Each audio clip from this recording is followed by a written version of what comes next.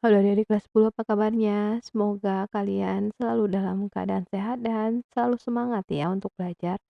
Nah, kali ini kita akan membahas ciri-ciri tanaman paku ya, Pteridophyta. Nah, kita lihat di sini, ups. Nah, ciri yang pertama bahwa tanaman paku itu sebentar, dia sudah ujung daun muda menggulung ya. Ini ciri pertama, kita lihat ini daun yang muda dia akan menggulung. Kemudian ini juga contoh daun yang masih muda menggulung. Nah, yang kedua, memiliki akar serabut.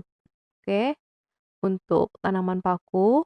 Kemudian sudah memiliki berkas pembuluh silam dan flum. Ingat kalau pada lumut belum ya.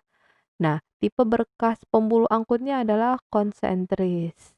Kemudian, sama seperti lumut, tanaman paku juga mengalami pergiliran keturunan atau metagenesis, di mana nanti generasi sporofit yang merupakan tumbuhan paku itu sendiri yang sudah dewasa itu akan berumur lebih panjang. Jadi, generasi sporofit berumur lebih panjang daripada gametofit.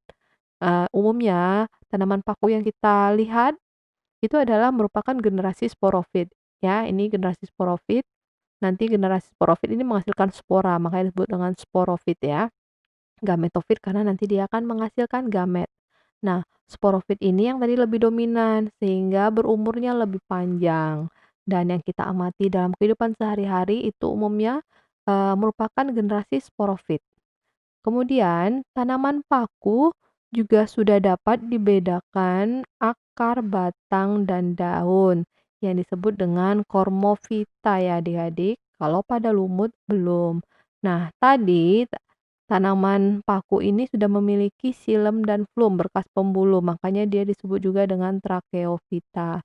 Jadi sudah lengkap nih untuk tanaman paku sudah merupakan kormofita, sudah bisa dibedakan mana batang, mana daun, mana akar, dan dia sudah memiliki berkas pembuluh angkut, sehingga disebut juga dengan tracheophyta.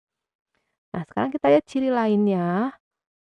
Tanaman paku itu memiliki reproduksi nanti secara aseksual, juga dengan spora nanti. Kemudian spora dihasilkan oleh sporofil daun, di mana daun yang menghasilkan spora itu merupakan daun fertil ya adik-adik. Mengapa fertil? Karena ya spora-spora untuk reproduksi ya, seksual dan aseksual. Nah, spora ini dihasilkan dalam kotak spora yang disebut dengan sporangium. Nanti kumpulan dari sporangium disebut sorus ya. Ini ada sorus, ini sorus. Ini ya, yang oren-oren ini adalah sorus. Nah, kumpulan sorus disebut dengan sori. Ya, ini ya. Bukan sori minta maaf ya adik-adik, tapi kumpulan dari kotak spora atau kumpulan dari sorus. Nah, sorus yang muda nanti dilindungi oleh indusium. Jadi nanti ada bagian tahu struktur ini ya yang disebut indusium. Nah, ciri lainnya bahwa tanaman paku nanti untuk daunnya ini kurang.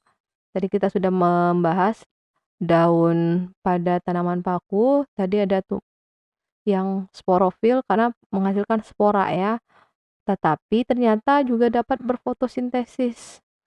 Nah, untuk berfotosintesis sendiri ada juga daun tropofil yang dia tidak berperan dalam reproduksi, tidak menghasilkan spora tapi hanya untuk fotosintesis. Sementara daun sporofil ini juga bisa untuk berfotosintesis selain menghasilkan spora.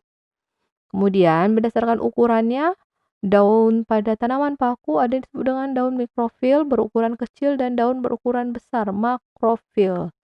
Dan sebagian besar kita berbicara mengenai batang. Nah, tanaman paku ini batangnya ini nggak kelihatan karena berada di dalam tanah. Oke, dan umumnya juga ada beberapa yang memiliki batangnya berupa rizoma ya. Oke, di sini stolon atau rizoma nanti.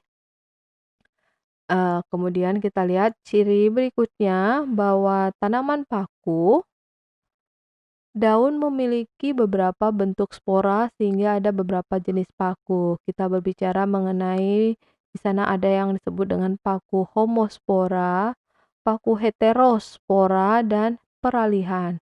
Homo itu sama, spora yang sama apa? Jenis dan ukuran spora. Contohnya paku kawat atau lycopodium. Nah, heterospora berbeda. Apa yang berbeda? Jenis dan ukuran spora sudah berbeda. Contohnya pada Selaginella. Nah, ada paku ekor kuda nih yang disebut merupakan paku peralihan karena ukuran sporanya sama. Nah, tapi jenis kelamin jantan dan betina udah berbeda. Jadi ukurannya sama, tapi nanti ketika spora jatuh pada tempat yang lembab, ada yang berkembang menjadi nanti jantan, spora jantan dan ada yang berkembang menjadi spora betina, Archegonium dan Antheridium ya untuk yang jantan. Nah, sementara yang lainnya tadi Homo itu sama, jenis kelaminnya sama, ukurannya sama, Heterospora jenis dan ukurannya berbeda. Nanti ini akan tampak pada metagenesis paku ya pada video tersendiri, video berikutnya.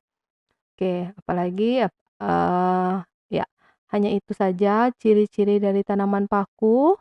Semoga kalian paham. Kalau masih ada pertanyaan, silakan kalian tuliskan pertanyaan kalian pada kolom komentar adik-adik ya. Kita bertemu pada materi selanjutnya.